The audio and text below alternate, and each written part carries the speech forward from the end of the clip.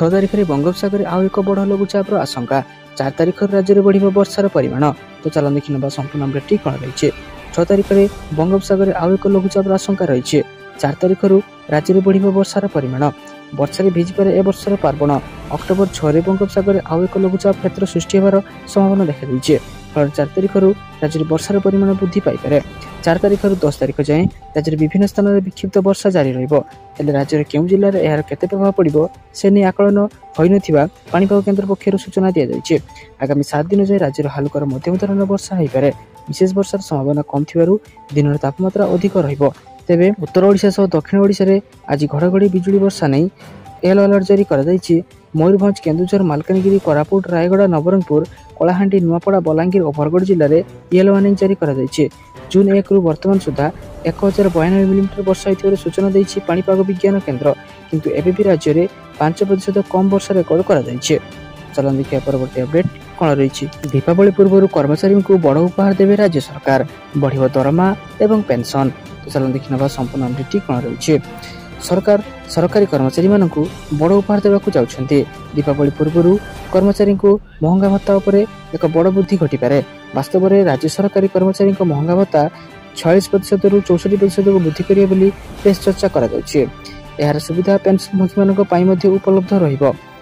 सरकार सूत्र अनुसार कर्मचारी वार्षिक दरमा 3% हार वृद्धि पाइपे।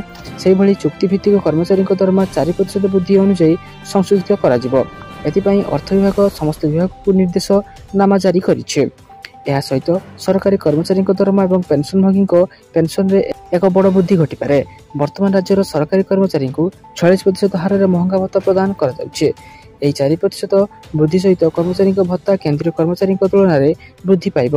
तेबे मध्य प्रदेश मोहन सरकार महंगा भत्ता को 64% को वृद्धि करिवे बोली कहा जाउछे। दरमा 8,000 रु 15,000 टंका को वृद्धि होई पारे।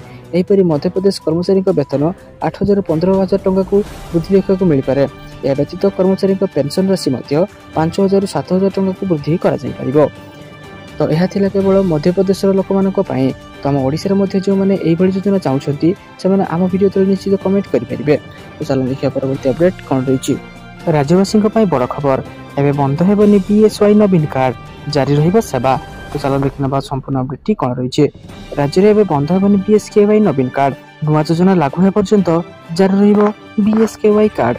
बीएसकेवाई को कौन सी हॉस्पिटल अग्राह्य करि परिबे नाही। अग्राह्य कले निया जिवो कार्यानुष्ठान कहले मंत्री। राज्य में लागू हो आयुष्मान गोपबंधु योजना कार्ड। खूब शीघ्र बीएसकेवाई कार्ड बदल में मिल आयुष्मान भारत गोपबंधु योजना आरोग्य कार्ड।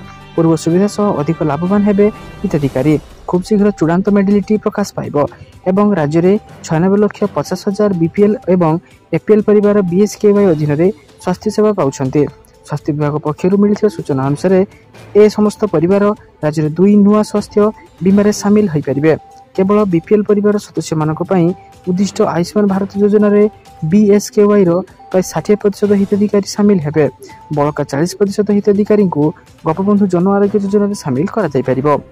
आयुष्मान भारत रो उभय पुरुष और महिला लगी 5 लाख टंकार स्वास्थ्य बीमा रही। किंतु बीएसकेवाई भली महिला को 10 लाख टंकार स्वास्थ्य बीमा जोगाई देबाकू मॉडलिटी प्रस्तुत करुछि स्वास्थ्य विभाग। आयुष्मान और गोपबंधु जन आरोग्य योजना प्रसंग को नहीं न्यूज 18 को स्वास्थ्य मंत्री मुकेश महालिंग प्रतिक्रिया देइछन्ति। खूब शीघ्र लागू हेबो आयुष्मान और गोपबंधु योजना कार्ड बोली सूचना देइछन्ति। एही योजना रे प्रति परिवार को 5 लाख और महिला को 10 लाख मिलिबो। 70 वर्ष रु अधिक वयस्क योजना रे शामिल हेबे। 27,000 रु अधिक हॉस्पिटल रे काम करिवो एही कार्ड। तो चलो देखिया परवर्ती अपडेट कोन रहिछि। 9 तारिख रे पुणी मिलिबो कि सुभद्रा टंका, आसिला बड़ अपडेट। तो चलो देखिनबा संपूर्ण अपडेट टी कोन रहिछि। मोहन सरकार दशहरा भेटी सुभद्रा योजना को नहीं बड़ खबर। पुणी मिलिबो टंका, महिला खाता को जीव सुभद्रा योजना टंका। पुणी लक्ष लक्ष महिला हेबे खुशी। अक्टोबर 9 रे आसीबो सुभद्रा टंका। प्रथम किस्तिर द्वितीय पर्याय अर्थ प्रदान करिवे सरकार। बारिपदारू एहार शुभारंभ करिवे मुख्यमंत्री मोहन चरण माझी। अक्टोबर 9 तारिख अर्थात दशहरा रे महिला अकाउंट को टंका पठाइबे राज्य सरकार। यह नहीं पूर्व घोषणा कर सारी उपमुख्यमंत्री प्रभाती परिडा कहते प्राय 40 लाख हिताधिकारी अकाउंट को जीव टंका। अक्टोबर 7 जाए पंजीकरण करथिले मिलिबो अर्थ। अक्टोबर 9 रे मिलिबो सुभद्रार द्वितीय पर्याय टंका। एथर बारिपदार सुभद्रा प्रथम किस्तिर द्वितीय पर्याय टंका बांटिबे मुख्यमंत्री। यह घोषणा करिसेंती उपमुख्यमंत्री प्रभाती परिडा। प्रभाती कहते द्वितीय पर्याय 40 लाख रु अधिक हिताधिकारी अकाउंट को जीव अर्थ। अक्टोबर 7 तारिख पर्यंत जो हिताधिकारी पंजीकरण करेंगे से 40 लाख अधिक हिताधिकारी पाइबे सुभद्रा टंका। वर्तमान पर्यंत 97 लाख अधिक हिताधिकारी पंजीकरण कर कोटी अधिक हिताधिकारी को दिज्व सुभद्रा टंका। सरकार सबु योग्य हिताधिकारी को सुभद्रा टंका देवा प्रतिश्रुतिबद्ध। कहीं जड़े हेले भी योग्य हिताधिकारी सुभद्रा योजन वंचित होबे नहीं। मार्च 8 भितर सबु योग्य हिताधिकारी को सुभद्रा अर्थ मिलियो बोली कहते उपमुख्यमंत्री प्रभाती परिडा। जो मैंने मार्च 8 भितर प्रथम किस्ती न पाइबे से 2टी किस्ती एकाथरक मिल पार। तो चलन देखा परवर्ती अपडेट कौन रही। चाषी खुशी खबर अक्टोबर 5 तारिख में खाता को जीव पीएम किसान टंका। तो चलन देखी ना संपूर्ण अपडेट कौन रही। चाषी खुशी खबर आसंता अक्टोबर 5 में मिल पीएम किसान टंका। महाराष्ट्र प्रधानमंत्री मोदी चाषी अकाउंट को पठाइबे योजनार 18तम किस्ती। 9,50,00,000 चाषी खाता को पठाଯିव मोट 20,000 कोटी टंकार आर्थिक सहायता। पूर्व जून 18 तारिख में चाषी अकाउंट को पठाई टंका। पीएम किसान योजना कृषक मान आर्थिक आवश्यकता पूर्ण करा जाए। फेब्रुआरी 2019 रे एही योजनार शुभारंभ करा जायतिला। एही योजना अधीन रे डीबीटी जरिया चाषी आधार सह संयुक्त बैंक अकाउंट को 3टी किस्ती रे 6,000 टंका प्रदान करा जाए। जदि जड़े व्यक्ति जमीर मालिक किंतु से सरकारी कर्मचारी किंबा अवसरप्राप्त एबेकार किंबा पूर्वतन सांसद विधायक मंत्री अछंती तेबे किसान योजना पाई मध्य एहीपरि व्यक्ति अयोग्य विवेचित होई पारंते। वृत्तिगत पंजीकृत डाक्तर इंजीनियर आईनजीवी चार्टर्ड अकाउंटेंट किंबा सेमानक परिवार सदस्य मध्य अयोग्य तालिका रे आसीथांते। इनकम टैक्स देउथा परिवार को मध्य एही योजना लाभ मिल पारिबो नाही। तो चलन देखिबा परवर्ती अपडेट कळ रहिछि। नवेम्बर रु धान क्विंटाल 3100 टंका। चाषी को मिल क्विंटाल पिछा एमएसपी ठारू अधिक 800 टंका। तो चलन देखिना संपूर्ण अपडेट कौन रही। नवेम्बर मासर धान क्विंटाल 3100 टंका। चाषी को क्विंटाल पिछा एमएसपी ठारू 800 टंका अधिक दे धान किणवे सरकार। बरगढ़ सहेलारू आरंभ हो धान किणा। नवेम्बर मासर धान क्विंटाल हम 3100 टंका। चाषी को क्विंटाल पिछा एमएसपी ठारू 800 टंका अधिक दे धान किणवे राज्य सरकार। बीजेपी नेता समीर दास प्रेसमिट करी एने सूचना प्रदान करछन्ते। बरगढ़ जिला सहेलारू धान किणा आरंभ कराजिबो। पूर्व सरकार चाषी को 100 टंका लेखाए बोनस देवा घोषणा करथिले किंतु देई नथिले। समीर दास प्रेसमिट बेले पूर्वतन सरकार को कटाक्ष करथिले। तो चलन देखिया परवर्ती अपडेट कोन रहिछि। रेल विभाग रे सरकारी चाकरी सुजोग 14,298 पद पर नियुक्ति। दरमा 92,300 टंका। तो चलन देखिना संपूर्ण अपडेट कोन रहिछि।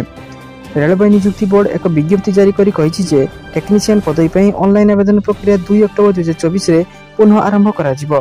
सरकारी विज्ञप्ति अनुसार पंजीकरण प्रक्रिया चलित वर्ष अक्टोबर 16 में बंद हो। आरआरबी निकट में घोषणा करथिले जे टेक्नीशियन नियुक्ति 2024 पई एप्लिकेशन विंडो शीघ्र खोलाजिबो। भारतीय रेल से प्रार्थी को द्वितीय सुजोग देउछि जो माने कोनोसी कारणरू आरआरबी टेक्नीशियन नियुक्ति 2024 पई आवेदन करि पारि नथिले। rrbapply.gov.in रे 15 दिनिया विंडो समय रे युवक माने सेमानकर फॉर्म जमा करिबा आउ एक सुजोग पाइ परिबे।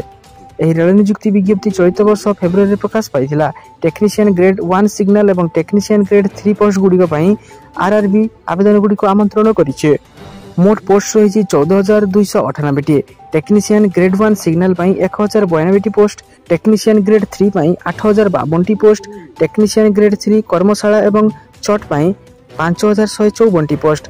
टेक्नीशियन ग्रेड 1 सिग्नल पोस्ट पई आवेदन करिवार बयसीमा हेउची 18 रु 36 वर्ष। टेक्नीशियन ग्रेड 3 पद पई आवेदन करिवार बयसीमा रहउची 18 रु 33। संरक्षित वर्ग प्रार्थी को उच्च बयस रे आराम प्रदान कराजिबो। आवेदन शुल्क एससी एसटी एवं अर्थनैतिक श्रेणी रे पछुआ श्रेणी मानक पई 250 टंका रखा जायछि। बैंक चार्ज काटिया परे एहा फेरस्त कराजिबो। जेतेबेले कि अन्य वर्गर प्रार्थी मानक 500 टंका फी देबाको पड़िबो। 500 टंका एही फी मध्यरु 400 टंका सीबीटी रे हाजर हेबा परे बैंक चार्ज काटिया परे फेरस्त कराजिबो। दरमा विषय जानि नबा। टेक्नीशियन ग्रेड 1 सिग्नल लेवल 5 रो दरमा 29,200 टंका रु 92,300 टंका रखा जायछि। टेक्नीशियन ग्रेड 3 लेवल 2 दरमा 19,900 रु 63,200 टंका रखा जायछि। तो योग्य और आग्रही प्रार्थी माने शीघ्र जाई यार ऑफिशियल वेबसाइट को विजिट करी यार संपूर्ण तथ्य जानि याको आवेदन करनियंतु। चलन देखिया परवर्ती अपडेट कोन रहिछि। राज्यर मथारु अपपुष्टिर कालीमाली भागको प्रभाती परिडांक नुआ योजना। तो चलन देखिना संपूर्ण अपडेट कोन रहिछि। राज्यर शिशु अपपुष्टि सारा विश्व रे ओडिसा को लज्जित करथिला। जाको नै सरकार पक्षरु अंगनवाड़ी केन्द्र रे पिलां को पुष्टि सार रे परिपूर्ण छतुआ बंटन व्यवस्था करा दैथिला। एक महत् उद्देश्य नै राज्य सरकार करिथिबा छतुआ योजना किछि लाभ रेखा लोकंक पई गरिमा कराइछि। नुआ सरकार पिला तथा गर्भवती को दिया छतुआर मान परीक्षा करी जानिबाको पाइछन्ती जे छतुआ जोगाण करा जाउछि ताहार मान निम्न रहिछि। ଏହା ଜଣାପଡ଼ିବା ପରେ ମହିଳା ଓ ଶିଶୁ ବିକାଶ ମନ୍ତ୍ରୀ ତଥା ଉପମୁଖ୍ୟମନ୍ତ୍ରୀ ପ୍ରଭାତୀ ପରିଡ଼ା ଉଦ୍ବେଗ ପ୍ରକାଶ କରିଛନ୍ତି। ଏନେଇ ଛତୁଆ ଯୋଗାଣରେ ସମ୍ପୃକ୍ତ ବିଭାଗରୁ ତାଗିଦ କରିଛନ୍ତି। ତେଣୁ ତାଙ୍କ ବିଭାଗ ଆଗାମୀ ଦିନରେ ପିଲାମାନଙ୍କୁ ଛତୁଆ ବଦଳରେ ମାଣ୍ଡିଆ ଓ ମିଲେଟ୍ ଯୁକ୍ତ ଖାଦ୍ୟ ଯୋଗାଇବାକୁ ଯୋଜନା କରୁଥିବାର ସେ କହିଛନ୍ତି। ଛତୁଆରେ ହେଉଥିବା ଦୁର୍ନୀତି ରୋକିବାକୁ ଆଞ୍ଚଳିକ ଭିତ୍ତିରେ ଖାଦ୍ୟ ଯୋଗାଇବା ଉପରେ ମନ୍ତ୍ରୀ ଗୁରୁତ୍ୱାରୋପ କରିଛନ୍ତି। ମନ୍ତ୍ରୀ କହିଛନ୍ତି, ଦୁର୍ନୀତି ରୋକିବାକୁ ଯେଉଁ ଅଞ୍ଚଳରେ ଯେଉଁ ଖାଦ୍ୟଶସ୍ୟ ଉତ୍ପାଦନ ଅଧିକ ହେଉଛି ତାକୁ ସେଥିରୁ ପ୍ରସ୍ତୁତ ସାଧାରଣ ଲୋକମାନଙ୍କୁ ଦିଆଯିବ। ମାଣ୍ଡିଆ ଉତ୍ପାଦନ ହେଉଥିବା ସ୍ଥାନରେ ପିଲାମାନଙ୍କୁ ମାଣ୍ଡିଆ ଦିଆଯିବ। ଏମିତି କରିବା ଦ୍ୱାରା ଛତୁଆରେ ହେଉଥିବା କେଳେଙ୍କାରୀକୁ ରୋକିହେବ ବୋଲି ସେ ଆଶା ରଖିଛନ୍ତି।